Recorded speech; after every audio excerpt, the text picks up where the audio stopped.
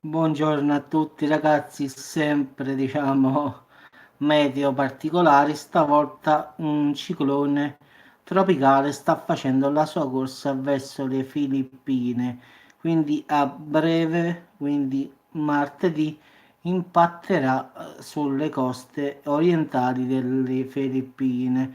Un ciclone che adesso è di categoria 1, caratterizzato da forti raffiche di vento fino a 180 km orari, che stanno sollevando, ragazzi, onde altissime anche fino a 8 metri. Quindi che ha temporaneamente rallentato un pochino la sua corsa e si è spostato, un po' di qua, un po' di là, ma poi si è messa sulla strada giusta, cioè ha preso la sua direzione e quindi punterà direttamente sull'isola di Luzon per poi arrivare alle Filippine. Quindi domenica arriverà a categoria 2 con venti fino a 200 km orari e quindi veniva dato in caso un rimborso massimo fino a 4 di categoria. Quindi è ancora un po' presto per dire che categoria arriverà, si presume dalla seconda alla quarta, quindi poi dipenderà da che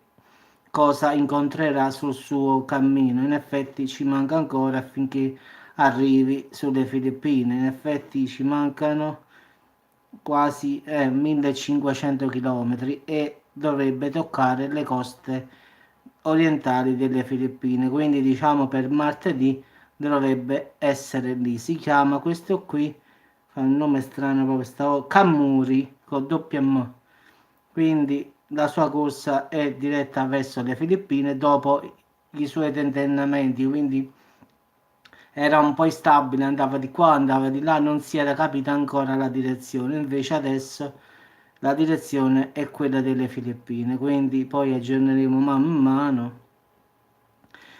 Entro martedì arriverà come ciclone di categoria 2 o di 4, poi come ho detto ragazzi dipenderà da che cosa lui troverà per la strada, quindi eh, arriverà sicuro al 100% a categoria 2, poi può succedere massimo fino alla 4, quindi questo è quello che si prevede.